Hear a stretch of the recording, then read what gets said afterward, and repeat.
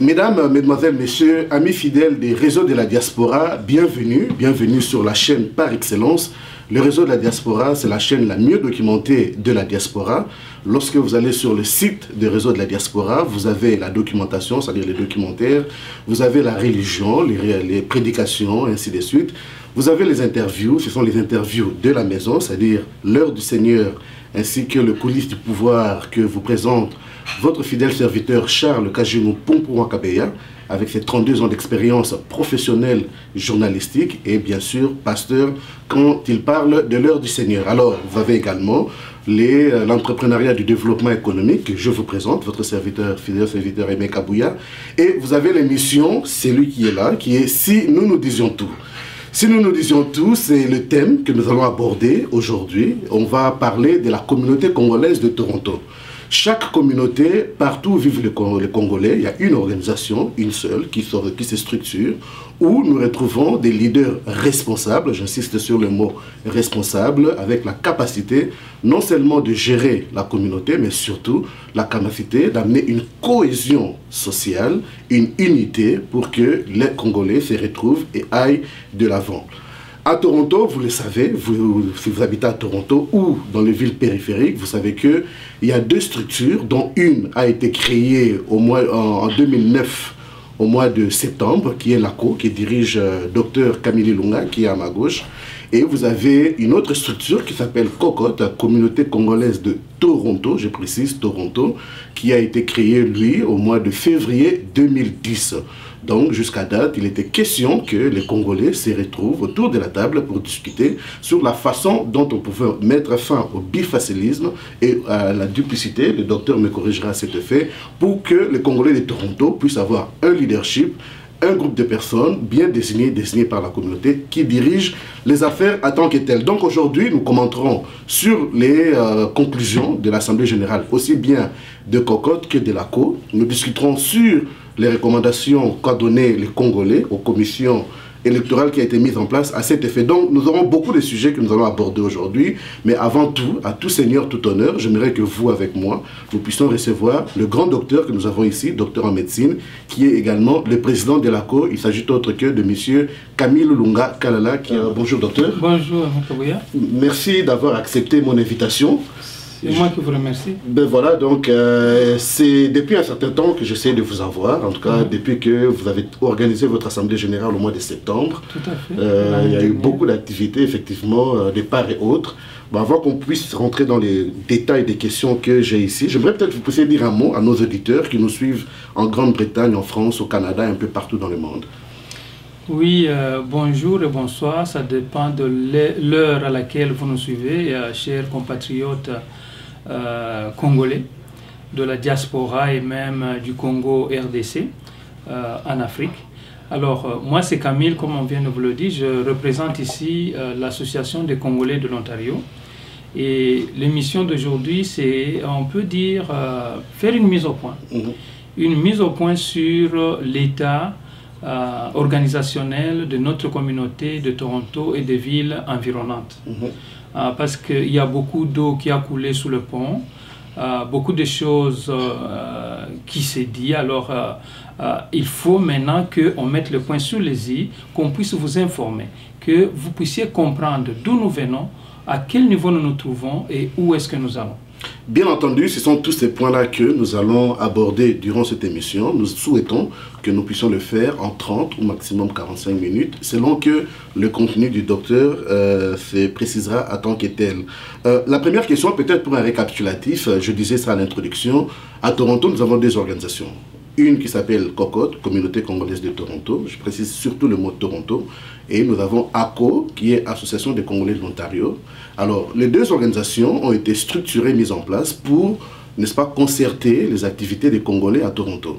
Mais les Congolais, très vite, après la mise en place des deux structures, se sont rendus compte que pour une efficacité, pour une meilleure organisation, il serait préférable de mettre fin au dualisme et créer un comité, une commission, pour que nous puissions désigner des leaders capables de diriger cette structure, aller de l'avant. Beaucoup de tentatives ont eu lieu, je me rappelle. Il y a eu la tentative avec M. Ferdinand Kachama et Dilukuna, ainsi de suite. J'ai tous les emails, j'ai les emails avec moi. Il y a eu beaucoup d'échanges, mais malheureusement, ça c'est mon constat journalistique, il y a eu un refus, et je le précise, le refus revenait toujours au niveau du cocotte. Pour la simple raison que, vous verrez les images, je les défilerai pour vous. Monsieur Kabongo, Freddy, disait qu'il ne pouvait pas s'engager dans une discussion quelconque, compte tenu du fait que s'il devait s'engager dans une discussion de négociation, il fallait qu'il obtienne un mandat au préalable de la part de son Assemblée générale. Je retiendrai aussi, dans ses propos, il avait dit que voilà, il ne participerait plus parce qu'il y aurait eu des individus qui étaient hostiles à sa présence. Bref, une contradiction que nous allons essayer d'éclairer ici. Docteur, au mois de septembre 2012, c'est-à-dire le 3 septembre pour être plus précisément, plus précis, vous aviez organisé une assemblée générale. Tout à fait. Pouvez-vous nous parler un peu de cette assemblée générale, pourquoi vous l'avez organisée et quels sont les éléments qui ont été débattus lors de cette assemblée? Merci beaucoup, mon cher Aimé, de la question. Au fait, au mois de septembre, ce qui s'est passé, c'est quoi? C'est que nous étions fin mandat, le mandat de 2 ans, et il fallait effectivement que nous puissions faire notre Assemblée générale. Tout à fait. Oui, pour faire la mise au point et voir maintenant comment est-ce qu'on pouvait organiser l'élection. Mais vous le savez bien, et vous venez de le souligner, qu'au niveau de la communauté maintenant, il y a eu, durant ces 2 années-là, beaucoup de malaise. Beaucoup de malaise. Les gens qui s'échangeaient des emails, qui se sont même attaqués physiquement. Je me rappelle de l'émission qu'on a tournée avec vous. Vous en avez parlé ou nous en avons parlé, mais vous vous rappellerez que je n'ai pas voulu me plonger là-dedans. Je prenais de distance parce que je préparais une forme de l'unité carrément de la communauté pour répondre aux exigences de notre base. Partout où nous sommes passés, que ce soit dans différents débats avec les membres de la communauté, dans des deuils, avec les serviteurs de Dieu dans les églises, avec des organisations canadiennes, communautaires, on nous disait toujours, nous sommes divisés, ou vous Congolais vous êtes divisés, est-ce que vous ne pouvez pas vous entendre et être un? Je peux vous donner même un exemple. Le 30 juin. Le 30 juin, vous verrez beaucoup de Congolais aller frapper à beaucoup de portes des organisations canadiennes pour la même fête d'indépendance du Congo. Qui tombe d'ailleurs en même temps que la fête nationale du Canada. Et quand vous arrivez aussi aux mêmes endroits, on va vous dire, mais nous avons reçu une demande de plus de 6 organisations congolaises pour la même fête. Et ça dépasse les gens. On dit, mais comment expliquer que tout le monde vienne demander les mêmes choses pour la même communauté? Est-ce que vous ne pouvez pas vous mettre ensemble? Et partout où nous sommes passés dans la communauté congolaise, les églises divisées, oh, la cour nous appelle, la cocotte nous appelle, on va aller chez qui? Est-ce que vous ne pouvez pas vous entendre? Les journalistes que vous êtes et d'autres, vous avez crié, non, 2 groupes nous divisent, on n'en veut pas. Nous avons des oreilles pour entendre. Notre communauté, ou notre comité, le conseil d'administration de l'ACO, a dit, ok, notre assemblée générale, ce sera une assemblée spéciale qui va mettre à l'ordre du jour en première place le problème de l'unité. C'est ainsi que, lors de notre assemblée générale, nous nous sommes dit, nous écoutons la communauté, nous écoutons les demandes de tous les acteurs sociaux, communautaires à Toronto. Nous n'allons pas organiser notre élection, nous avons carrément remis notre mandat. Tous les participants, vous-même vous étiez là, et même certains membres de la cocotte, on a dit, ok, nous revenons, on met à table le nom de l'ACO qui était dit hier. Alors, le mandat, nous avons demandé un mandat provisoire qui devait aller jusqu'à la fin du mandat de l'autre organisation de Congolais qui est la cocotte. Et nous avons mis sur pied une commission neutre composée de 2 pasteurs, pasteur Claude Katanga et pasteur Kamoudi, connu sous le nom de pasteur Timothée, le pasteur Timothée, et ils ont accepté le mandat pour aller maintenant vers la cocotte. Et maintenant, lors de l'assemblée de la cocotte, qui s'est tenue le 12 janvier... Nous allons certainement arriver, j'ai un point qui est prévu à ces propos, mais peut-être avant qu'on entre dans tous ces détails-là, quels étaient les éléments du bilan? Effectivement, que je termine, que je réponde quand même complètement à la question. Tout à fait, oui. En fait, maintenant, durant cette assemblée générale de l'ACO, tenue le 3 septembre à la mairie de Toronto. Alors, nous avons mis sur pied cette commission faite de 2 pasteurs, commission neutre. Nous avons demandé un mandat provisoire en attendant que la cocotte arrive aussi en fin mandat. Et ce qu'on a fait, on a simplement géré les affaires courantes. Tout à fait. Et l'Assemblée ou la plénière a même refusé que nous puissions enrichir le comité. On a dit non, vous gérez les affaires courantes jusqu'à ce que la cocotte aussi va arriver. Fin mandat, va organiser son Assemblée générale pour que nous voyions comment est-ce qu'on peut travailler sur l'unité.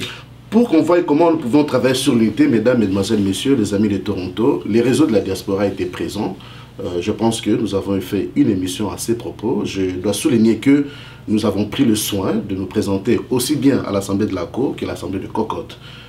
L'Assemblée de la Cour, ce n'est pas parce que le docteur est à côté de moi, beaucoup le témoigneront, c'était une assemblée qui s'est tenue en bonne et due forme. En tout cas, tous les points qui étaient à l'ordre du jour ont été épuisés, ainsi que la mise en place de 2 commissions qui étaient la commission pour la réconciliation ainsi que le comité avec un mandat 1 an pour justement parvenir à la fin du mandat des Cocottes et s'asseoir autour de la table. Mais je dois aussi préciser que lors de notre participation à l'Assemblée de Cocotte, l'Assemblée de Cocotte a eu 2 séances. Une première séance qui s'est terminée en queue de poisson et puis il y a une deuxième séance.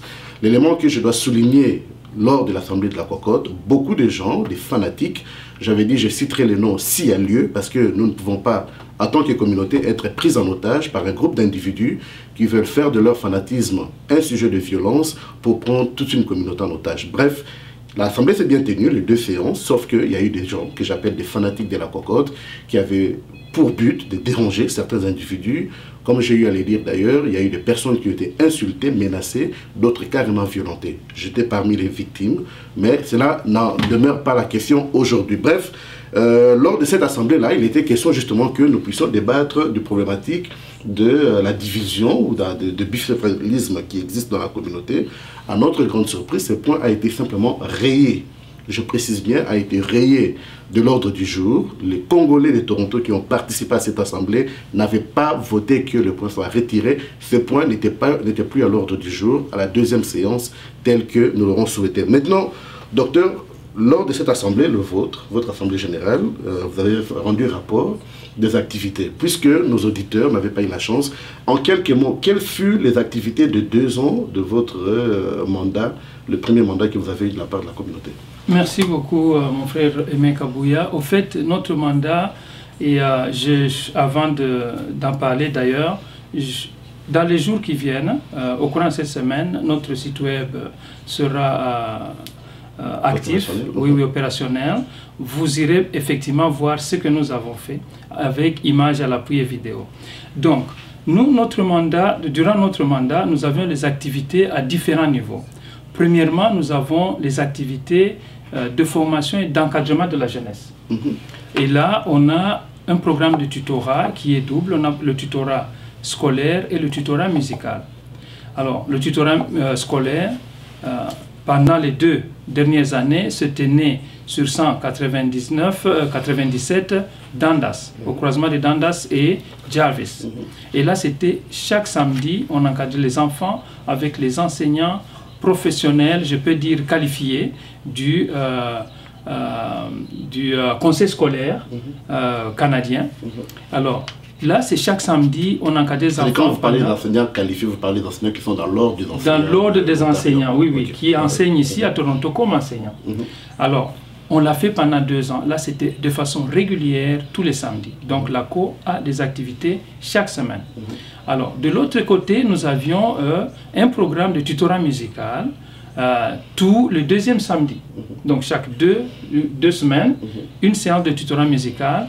De 1, pour bien sûr apprendre à nos enfants comment lire la musique et manier les instruments. Et de 2, c'était aussi un programme qui aidait les enfants à se défouler parce qu'il y a beaucoup de problèmes dans des familles. Les enfants qui connaissent des problèmes d'ordre social, psychologique, la musique, elle libère. C'est un traitement, c'est une thérapie. Alors, ça, c'est l'objectif aussi. 2e objectif visé dans le programme de musique. 3e, c'est comme un appât. Les enfants qui viennent à la musique et à partir de là, aussi les attraper ou les amener vers le tutorat scolaire, c'était aussi une bonne chose. 3e, nous avions aussi un programme de collation. Les enfants qui venaient et au tutorat musical et au tutorat scolaire avaient droit à une collation, étant donné qu'ils pouvaient quitter la maison sans rien manger parce qu'il fallait aller au programme. Alors, en plus de ça, on assurait même le transport de ces enfants-là. Votre serviteur, j'ai passé de maison à maison pour ramasser les enfants, après les séances, leur retourner chez eux. Donc ça, c'est du côté de la formation de la jeunesse. Et ce programme-là de tutorat continue aujourd'hui. Et ça, c'est au sein de l'école école élémentaire catholique du Sacré-Cœur. Je reviendrai sur cet élément un peu plus tard parce que j'ai vu lors de l'Assemblée générale de la Cocotte, ils avaient aussi une entente avec la même école, sauf que jusque-là, je n'ai pas vu des cours qui ont été donnés en tant que tels. Oui, parce que tout simplement, ce n'est pas facile d'organiser ces séances. Vous devez avoir du personnel qualifié, vous devez être régulier, vous devez confier de votre temps, du temps familial à ces activités-là. Donc ce n'est pas facile. On peut dire qu'on va faire des choses, mais la matérialisation n'est pas une chose facile. Maintenant, du point de vue social, qu'est-ce que nous avons fait? Nous assistons les Congolais qui ont des problèmes au niveau de l'immigration. Oui, il y a beaucoup de lettres qui ont été écrites pour soutenir nos compatriotes. Il y en a qui étaient en difficulté, en prison, ceci, cela. On a écrit pour les défendre. Il y en a de ces compatriotes qui, pour des raisons médicales, avaient besoin effectivement d'un certain statut pour être soignés. Nous avons agi. Est-ce que vous avez une entente à ces propos ou bien ce sont des situations qui sont arrivées et puis finalement vous y avez fait face? Vous n'avez pas besoin d'entente. Vous n'avez pas besoin d'entente. Si je pose cette question, docteur, je vous coupe pas la parole, mesdames, mesdemoiselles, messieurs, j'ai suivi les débats. On a un point qui parlera du débat des candidats à la présidence de la Cocotte. Là, M. Kabongo a fait une déclaration qu'il a une lettre écrite qui est d'ailleurs envoyée en copie carbone au centre francophone comme quoi que s'il y avait une problématique liée à l'immigration des Congolais de Toronto, eh ben, c'est avec Cocotte qu'il devait faire ça. Maintenant, quand vous dites que vous avez eu des situations, vous avez dû vous présenter, c'était sous tutelle de Cocotte ou bien... Non, pas du tout. En tant qu'organisation congolaise enregistrée, nos lettres sont bien reçues. Nous écrivons, on envoie, on les reçoit. Dire qu'il faut une entente, c'est bien qu'on vous montre cette lettre-là. Non, l'immigration Canada ne ferme la porte à personne. Non.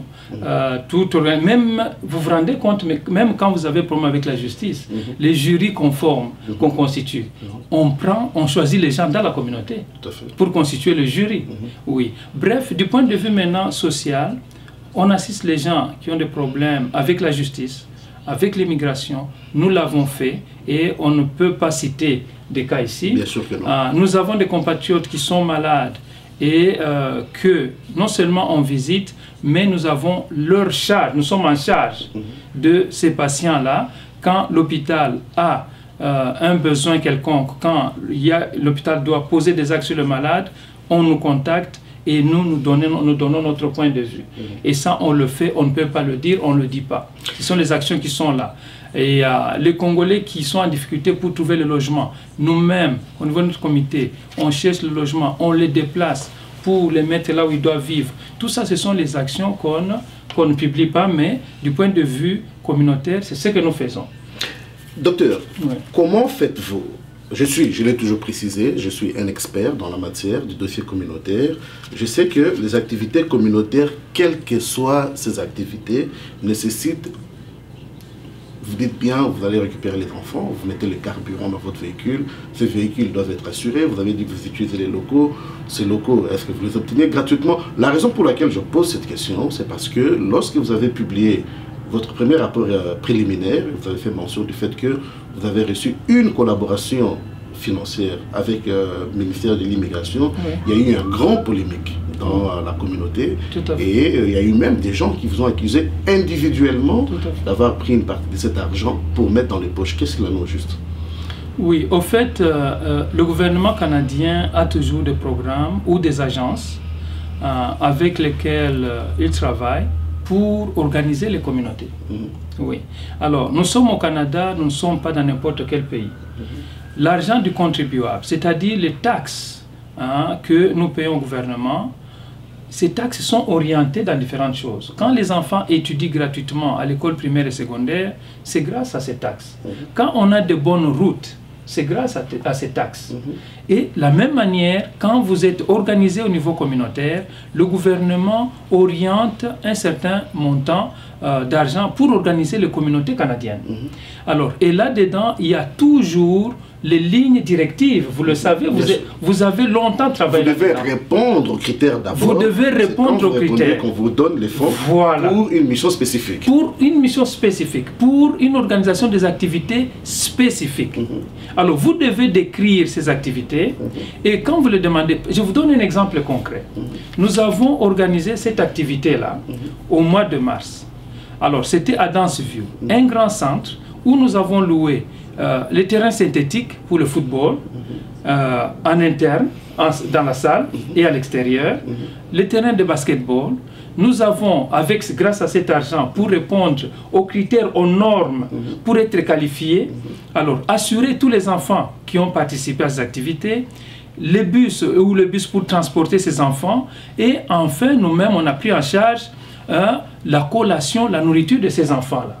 Donc, alors, si je comprends bien, en d'autres termes, ces fonds ont été alloués pour organiser des activités sportives et récréatives pour les enfants congolais. Effectivement, dans le cadre du programme du multiculturalisme. Alors, c'est dans ce cadre qu'on l'a fait. Et d'ailleurs, même cette année ici, nous sommes en train de préparer encore un dossier dans ce sens pour organiser, mettre ensemble les enfants, les organiser. Alors, ils ont joué au football, ils ont joué au basketball, il y a beaucoup d'activités qu'on a organisées, qu'on a filmées, que vous allez trouver sur notre site web. Alors, quand vous organisez des choses pareilles, avec le financement du gouvernement, parce que le gouvernement veut que ça se passe comme ça. Si un enfant joue et se blesse, il est assuré. Il est transporté.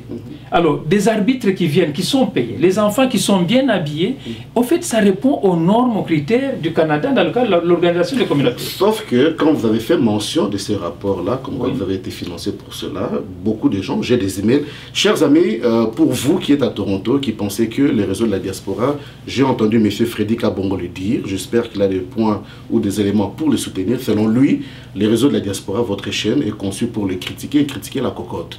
Pourtant, les réseaux de la diaspora a déjà totalisé au-delà de 100 émissions d'ordre politique, social, culturel et autres. Je serais intéressé de voir quelle est l'émission où nous nous sommes concentrés à les critiquer. Qu'à cela ne tienne, M. Kabongo Freddy, président de la cocotte, était parmi les personnes, j'ai son email ici devant moi, il a fait mention, il a dit: vos fonds ne répondent à rien, vous n'avez pas une organisation à tant que telle, vous n'avez pas d'activité, et par ailleurs, il précise que ces fonds ont été utilisés pour des besoins personnels.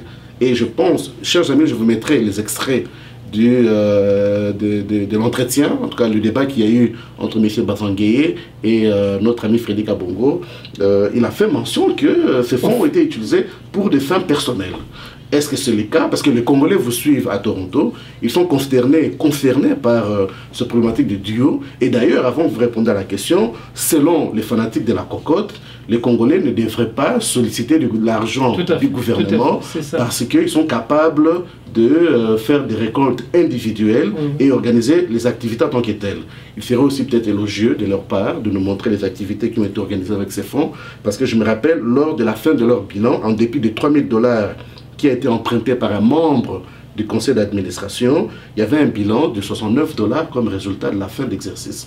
Alors, vous qui êtes accusé personnellement, individuellement, du détournement de ces fonds, que pouvez-vous dire aux Congolais, éventuellement, spécifiquement à M. Kabongo qui nous regarde? Oui, chers compatriotes, je n'ai pas l'habitude vraiment de parler d'autres personnes, ni d'attaquer qui que ce soit, mais quand même ici, je me donne le droit à répondre à notre compatriote Frédéric Kabongo. Je le cite nommément. Frédéric Kabongo, président de la cocotte. Pourquoi? Parce qu'à l'issue de notre assemblée générale du 3 septembre, quand nous avons envoyé le bilan financier aux participants, parce que lors de l'assemblée générale, les membres ou l'assemblée a décidé à ce que j'envoie ce rapport rien qu'aux participants. Je l'ai envoyé aux participants. Mais malheureusement, c'est notre frère, Frédéric Kabongo, qui n'était pas dans cette assemblée, c'est-à-dire qui n'était pas attitré de recevoir ni de réagir à notre bilan, qui a réagi. L'unique personne, M. Frédéric Kabongo, il a répondu à notre bilan, ligne par ligne. Tous les achats qu'on a affichés, il questionnait acheter telle chose, pourquoi? La Cour n'a pas de téléphone, pourquoi cet argent? Tout ça, il n'était informé de rien. Et le rapport, il a envoyé à 2 h du matin. Rendez-vous compte. Le bilan financier d'une autre association, qui est l'ACO, que je représente, que maintenant le président de la cocotte se met à critiquer et il envoie un email à tout le monde à l'internet. Critiquer des choses qu'il ignore. Tout ce que nous avons fait comme activité, il critique ligne par ligne. Personnellement, je n'ai pas réagi. Mon conseil d'administration n'a pas réagi. Nous avons laissé parce qu'on a vu que c'était trop bas. Et qu'est-ce qu'il y a derrière ça?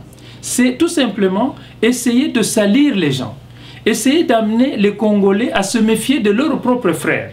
Pour lui, il trouve que ça doit être les gens d'une autre couleur, d'une autre race, qui peuvent venir prendre l'argent du gouvernement et organiser les Congolais. Si un Congolais le fait, derrière ça, il y a le vol. Non, chers compatriotes, ce n'est pas comme ça que ça se fait. Nous avons organisé les activités selon les critères fixés par les agences du gouvernement. Des deux, il ne s'arrête pas là. Il en parle partout et jusqu'à ce qu'il en a parlé cette semaine lors du débat de la cocotte. Pourquoi aller citer la gestion de l'ACO lors du débat de la cocotte? Ça n'a rien à voir. Et là-dedans, je vais le citer parce que j'ai suivi moi-même le débat. Il dit, M. Camille a demandé cet argent-là, 7800, lui-même, sorti de sa bouche, 7800 $, je n'ai pas vu l'impact de cet argent sur mes enfants. Alors, je vais lui répondre. La réponse est celle-ci. M. Kabongo, avant les activités de même notre Assemblée Générale, je vous ai envoyé une invitation. Vous n'êtes pas venu et vous n'avez même pas répondu pour vous excuser de votre absence. De deux, quand vous êtes absent, aucun de vos enfants ne s'est présenté, c'est-à-dire vous n'avez dit à personne, vous n'avez pas intéressé vos enfants pour qu'ils viennent. Mais posez cette question aux enfants qui sont venus. Ça a eu de l'impact dans leur vie et nous allons continuer à le faire avec eux. Donc, quand on vous demande de collaborer, on vous demande de travailler ensemble pour l'unité et le bien de la communauté, vous refusez. Même quand moi je vous serre la main, vous donnez la main, vous regardez à gauche. Vous n'aimez jamais collaborer quand je vous sollicite. Heureusement, aujourd'hui, les Congolais sont témoins. Vous l'avez dit vous-même lors du débat de la cocotte que votre Assemblée Générale a refusé l'unité. La communauté congolaise veut l'unité. Vous refusez l'unité, vous l'avez dit maintenant. On a fait beaucoup de débats contradictoires. Je voudrais faire cette précision-là. En fait, moi, j'étais à l'Assemblée de la cocotte. Je précise que le point de l'unité n'a pas été abordé. Les Congolais qui étaient présents à l'Assemblée n'ont jamais dit que nous ne voulons pas d'unité, ni quoi que ce soit d'autre. Donc ce point, si ça a été abordé comme tel par M. Kabongo, en tout cas, j'inviterai à tous nos amis, y compris les réseaux de la diaspora. Nous avons filmé les images. Les Congolais de l'Assemblée Générale, en tout cas les quelques Congolais qui étaient présents, n'ont pas eu à aborder sur ce sujet parce que le sujet n'a pas été débattu en tant que tel. Donc vous pouvez peut-être conclure pour que nous puissions... Oui, je peux simplement souligner ceci. Lors de la première Assemblée Générale de la cocotte, organisée le 12 janvier, ce même jour, nous, de l'ACO, nous avions une activité, c'était une soirée culturelle, action humanitaire pour les victimes de guerre à l'est du Congo. Avant d'aller à notre organisation, moi, personnellement, je suis passé à l'Assemblée de la cocotte. Elle devait commencer à 14h45, mais elle a commencé, je crois, à 16h. Je suis allé. Et j'ai assisté jusqu'à ce qu'on a voté l'ordre du jour. Ceux qui ont proposé à ce que le point de l'unité soit placé en première position, il y en a de ces quelques membres qui ont refusé. Malheureusement, ce débat ou l'Assemblée générale de ces jours-là s'est terminé en queue de poisson. Alors, arrivé au deuxième, ou à la deuxième assemblée, ou à la deuxième séance de l'Assemblée. À la deuxième séance de l'Assemblée. Enfin, je ne sais pas comment appeler ça, il y a eu 2 séances. 2 séances, oui. Généralement, il y a une assemblée qui délibère de tous les points. Voilà, et c'est à la deuxième assemblée où ils ont carrément, comme vous le dites, ignoré le problème de l'unité. Mais lui, il a dit que c'est cette assemblée-là qui a voté contre l'unité. Et là encore, il faut préciser combien de personnes qui ont voté contre l'unité pour imposer leur mauvais choix sur tous les Congolais. Ça doit aussi se dire. Cela dit, le débat continuera. J'invite, vous avez vu, Réseau de la diaspora a été disposé. Nous avons invité aussi bien les administrateurs sortants de la cocotte, nous avons invité les membres de la commission électorale pour des raisons qu'ils sont seuls à connaître, ils se sont réservés de passer au réseau de la diaspora. Ça témoigne quelque part aussi de l'animosité qui reste ou qui règne contre d'autres compatriotes. Qu'à cela ne tienne, docteur, vous avez mis en place, lors de l'Assemblée de la COO, une commission composée de 2 pasteurs. Cette commission, je me rappelle, on lui a dicté le mandat. Le mandat, c'était d'aller rencontrer les administrateurs de la cocotte pour discuter avec eux des modalités qu'on devait mettre en œuvre pour parvenir à mettre en place autour de la table un groupe de personnes pour discuter des modalités pour parvenir à mettre fin au bicéphalisme. C'est le terme que vous utilisez vous-même. Quel est aujourd'hui le rapport? J'ai vu un rapport qui a été publié. Que pouvez-vous nous dire en quelques mots par rapport au rapport que la commission vous a rendu? Auquel vous pouvez dire au Congo les parents. Effectivement, merci beaucoup, cher compatriote Aimé Kabouya. Comme je l'ai dit avant, je le répète, lors de notre Assemblée générale du 3 septembre, nous avons, avec vous étiez là et d'autres membres, mis sur pied une commission neutre composée de 2 pasteurs, le pasteur Claude Katanga et le pasteur Timothée. Alors, ils étaient effectivement, on leur a confié la mission d'harmoniser le point de vue de ces 2 organisations de Congolais. Pourquoi? Parce que de nous-mêmes, on ne pouvait pas réussir. On avait déjà fait beaucoup de gens ont tenté, ça a échoué. La cocotte réservait toujours un non-recevoir. Alors, le pasteur Claude Katanga s'est présenté à la première assemblée générale de la cocotte. Et il a même pris parole pour plaider en faveur de l'unité. Il n'a pas été entendu. Lors de la 2e assemblée de la cocotte, non plus. La cocotte, lors de son assemblée, elle a préféré aller de l'avant, faire fi de toutes les demandes de la communauté pour l'unité, et elle a mis sur pied sa commission électorale. Alors, notre commission ici neutre des pasteurs, elle a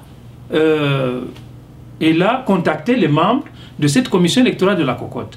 Une séance a été organisée entre le représentant de cette commission électorale de la cocotte, le représentant de l'ACO, notre association, et eux-mêmes les pasteurs. Alors, les gens de la cocotte, pour eux, ils trouvaient que non, l'ACO pouvait tout simplement aller postuler dans à différents postes dans leur organisation. Les autres ont dit non, ce n'est pas ça, on n'est pas venu ici pour ça. Nous sommes venus ici parler de l'unité. Quand on parle de l'unité, soit vous vous entendez bien, soit vous fusionnez pour que nous puissions avoir une seule équipe qui nous représente. Mais comme cette commission-là n'avait pas ce mandat-là, et les pasteurs ont demandé aux membres de la commission d'aller vers leur base, c'est-à-dire les membres du conseil d'administration de la cocotte. Non, je dois préciser, chers amis, la cocotte a eu 13 administrateurs le jour de l'élection. Malheureusement, dans le conseil exécutif, selon que ça a été mis en œuvre, dans le conseil exécutif, c'est-à-dire les 5 personnes qui devaient diriger l'organisation étaient tous démissionnés. Donc la cocotte a été dirigée, il faut le dire, ce n'est plus un secret pour personne, par M. Kabongo seul. Donc quelque part, quand il devait retourner vers le conseil d'administration de la cocotte, qui n'a plus mandat d'ailleurs au moment où nous parlons, ce n'est que vers M. Kabongo qu'il pouvait se préciser. C'est une précision, elle mérite d'être faite. Oui, et maintenant ils ont répondu au pasteur pour dire que non, nous continuons avec ce que nous faisons et il n'y a pas moyen de parler unité. Ils ont refusé. C'est ainsi que cette commission... Dans le rapport, quelque part, il est dit, ils ont accepté, sauf que après consultation, la réponse était que c'était une fin de non-recevoir, toute personne qui veut postuler n'a qu'à aller postuler. Je crois qu'il y a eu 2 démarches. Si je me trompe pas. Il y a eu une séance, et au cours de cette séance, eux, ils ont avancé cette option, comme quoi les postes sont ouverts. Si les gens de la COO veulent qu'ils viennent postuler. Nous, on n'a pas besoin de ça. Ça, c'est une organisation de la cocotte. Les pasteurs ont dit non, vous n'êtes pas ici pour ça. On doit s'entendre, soit que vous vous mettez ensemble, vous trouvez ensemble une solution, soit que vous fusionnez. Ils ont même donné l'exemple de certaines organisations canadiennes qui ont fusionné, qui ont changé de nom. Même les partis politiques, oui, vous fusionnez, vous changez de nom et on travaille ensemble, on organise une même élection, vous reculez la date de votre élection pour que tout le monde se retrouve, qu'on fasse une chose commune. Tout à fait. Alors la réponse était négative. Et heureusement, Kabongo Freddy lui-même l'a dit lors du débat de la cocotte et les pasteurs ont écrit le rapport qu'ils nous ont envoyé et qu'ils ont envoyé aussi à d'autres serviteurs de Dieu et nous aussi nous l'avons diffusé dans la communauté. Donc bref, au point où nous nous trouvons, la cocotte refuse que la communauté soit unie, que la dualité puisse cesser, la cocotte continue comme si de rien n'était. Donc elle défie tout le monde.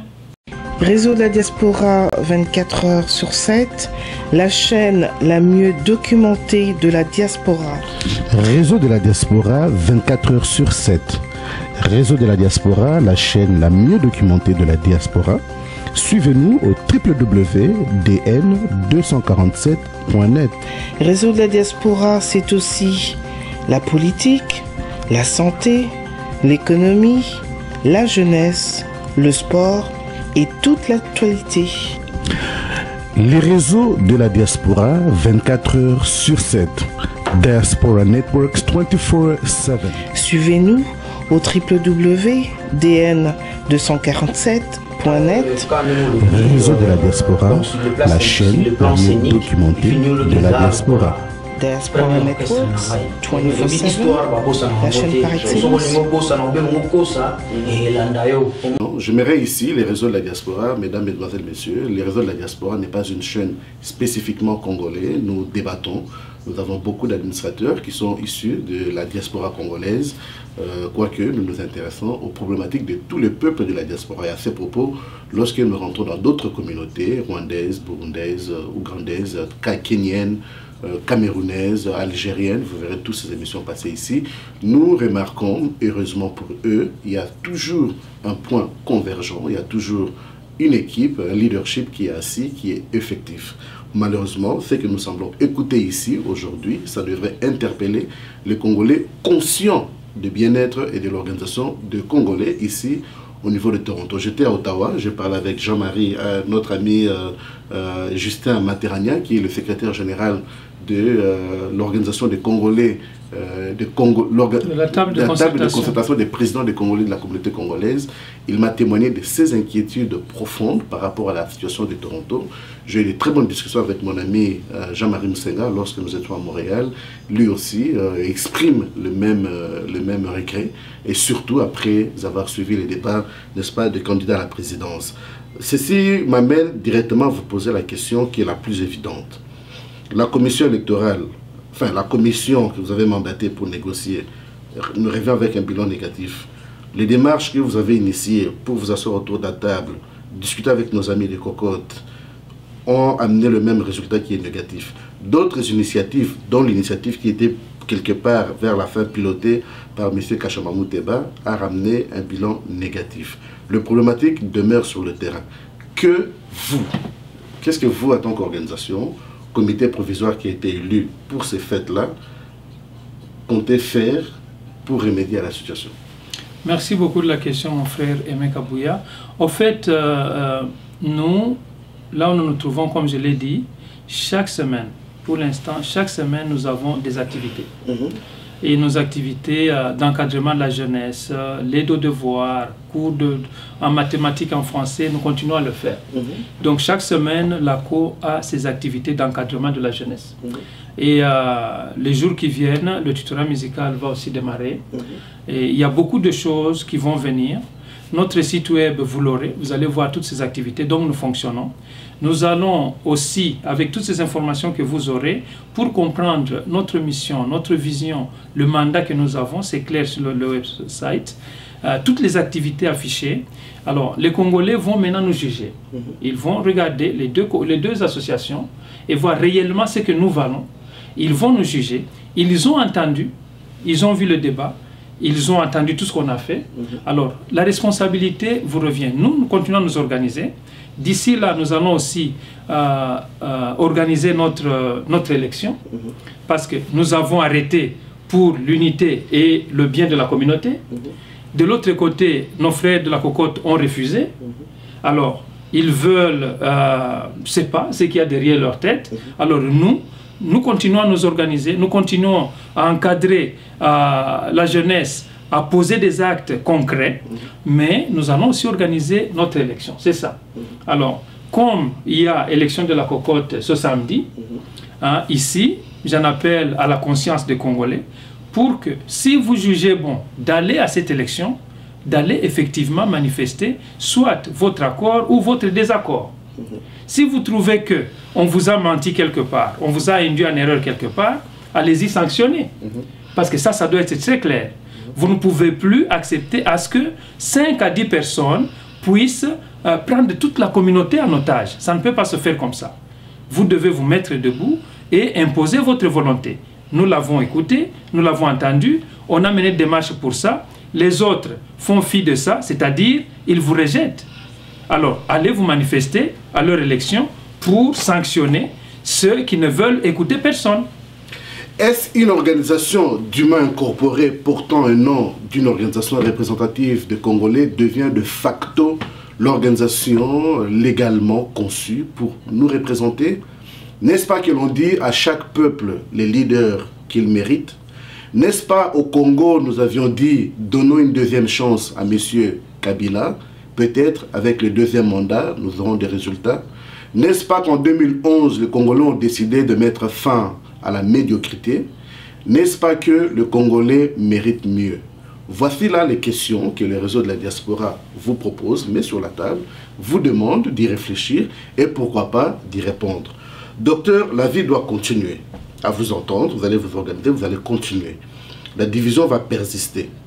Quel est le message que vous donnez aux intellectuels? Parce que quand vous regardez la communauté congolaise aujourd'hui, chers amis, la communauté congolaise n'est plus une communauté à négliger. La communauté congolaise, c'est la première communauté francophone. Je parle bien de la communauté francophone en Ontario, après les Haïtiens. Dans la communauté congolaise, vous retrouvez des ingénieurs, vous retrouvez 2 médecins comme Dr Camille Lunga, vous retrouvez des juristes, des avocats comme Maître Robert Boukassa et beaucoup d'autres, vous retrouvez des économistes, vous retrouvez des journalistes comme Olivier Bolia, vous retrouvez des journalistes comme Charles Kajirompumpu Wakabeya, vous retrouvez des enseignants dûment qualifiés, des comptables, vous retrouvez des éditeurs et des auteurs de livres comme Dr Mombachi Bango. Bref, vous retrouvez une jeunesse dynamique, une jeunesse organisée, une jeunesse intellectuelle. Vous retrouvez des artistes comme Pecos, ainsi de suite. Vous retrouvez des entreprises.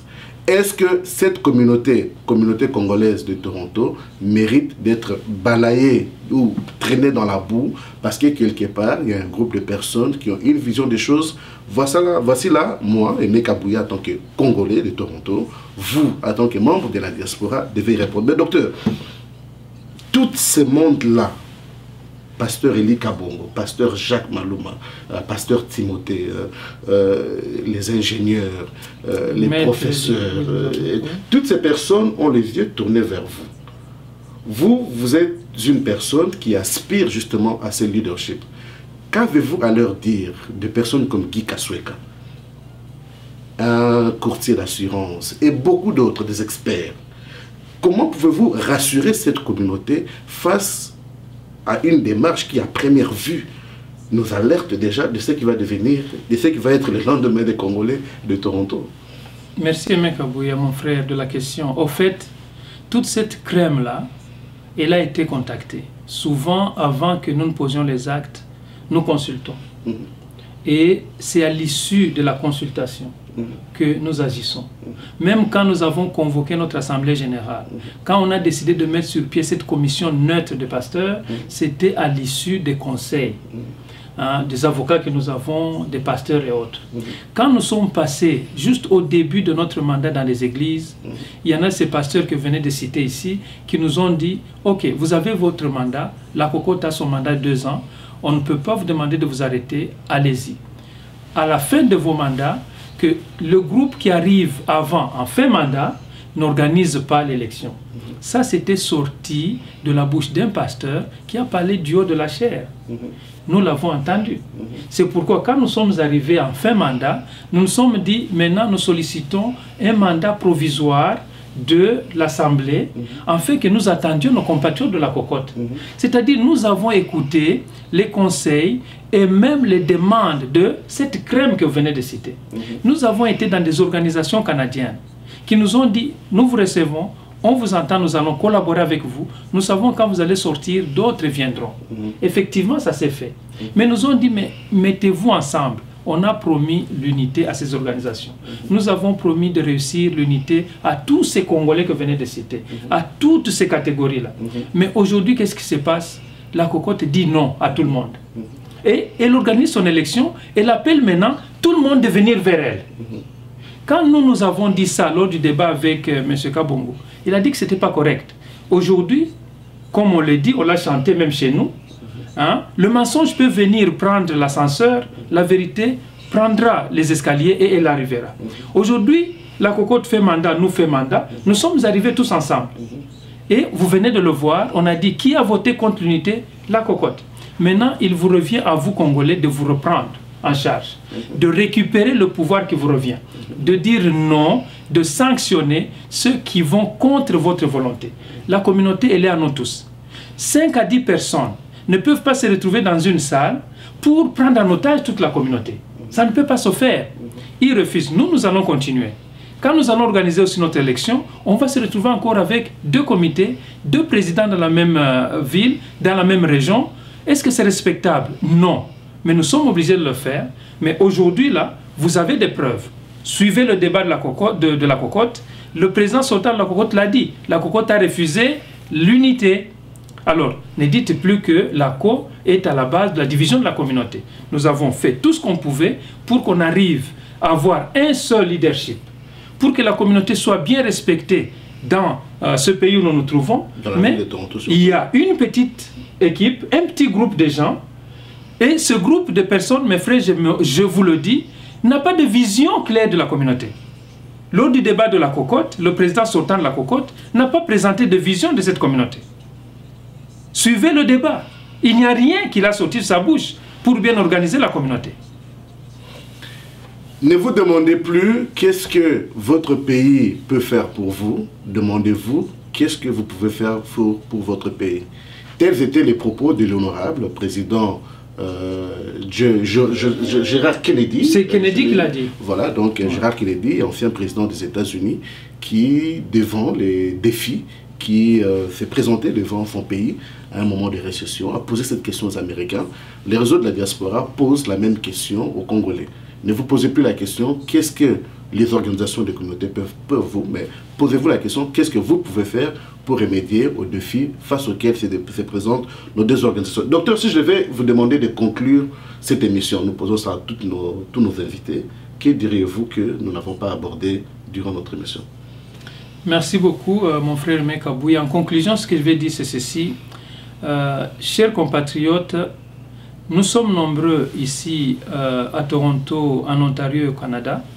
Si nous nous trouvons ici, dans ce pays, c'est quelque part, nous croyons, nous prions, c'est la volonté de Dieu et Dieu nous a confié une mission.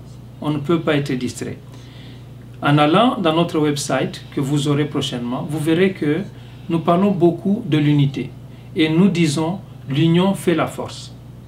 Partout les Congolais passent maintenant. Le Congo est en guerre, agressé par tout le monde, on peut le dire. La complicité de balkanisation de notre pays, elle est là. Elle avance. Nous sommes distraits. Distraits par avant tout la division. Distraits par le manque d'amour et de respect entre nous. Voilà une communauté qui se trouve dans la même ville, qui ne veut pas s'entendre, qui ne veut pas s'unir. Pourquoi? Parce qu'on a quelques pions qui ne représentent pas la majorité. Pas plus de 10 personnes qui veulent nous prendre en otage. On dit non. Au niveau de l'ACO, nous allons organiser la communauté. Nous avons besoin de vous pour venir soutenir nos actions, qu'on aille de l'avant. Mais nous restons toujours ouverts pour que l'unité puisse triompher. C'est un processus. Vous venez vous-même découvrir les vérités qu'il y a là-dedans, les difficultés qu'il y a, par manque tout simplement de compréhension de certaines personnes, mais ça ne peut pas nous vaincre. Nous devons aller de l'avant avec votre participation. Venez soutenir les actions que nous menons pour que notre unité puisse bien se construire, que nous puissions aller de l'avant et faire échec à toutes ces personnes qui refusent l'unité, qu'on les mette de côté et que la communauté continue. L'union fait la force, les Belges disent. Mesdames, Mesdemoiselles, Messieurs, merci d'avoir suivi cette émission. C'était pour vous, le docteur Camille Ilunga Kalala, médecin, président de l'Association des Congolais de l'Ontario. Donc c'était en réaction par rapport à la situation qui prévoit ici dans la communauté congolaise de Toronto. Vous êtes à Hamilton, vous êtes à London, vous êtes à Niagara, vous êtes dans toutes les villes où vivent les Congolais. Les réseaux de la diaspora est présent pour vous. Vous voulez faire connaître vos activités. Nous sommes là pour le présenter, n'est-ce pas, à tous les autres Congolais d'ici et d'ailleurs. Au www.dn247.net, c'est là où vous trouverez les interviews, les documentaires, les prédications, la musique, les sports, ainsi de suite. Nous avons créé une section nouvelle. Nous vous envoyons des informations des différentes sources en direct. Allez sur le www.dn247.net, vous les trouverez bientôt. Vous aurez, ça défilera ici, le site de la COP où vous trouverez toutes les activités, y compris cette entrevue sur ce site, et vous pourrez certainement avoir la possibilité d'y mettre vos commentaires, ainsi de suite. Vous êtes Congolais, vous êtes un étranger, vous suivez cette émission, vous vous dites je suis un expert, j'ai quelque chose à partager, je suis un entrepreneur, je veux faire connaître mes points de vue, vous êtes bienvenus, contactez-nous au 647 686 7046. Vous êtes nombreux à nous envoyer vos propositions, vos suggestions. Nous vous remercions, continuez à le faire et ça nous édifie, ça nous donne d'ailleurs, n'est-ce pas, la matière à réflexion pour vous offrir de meilleures émissions. Merci d'avoir suivi et à très bientôt. Merci docteur. Merci.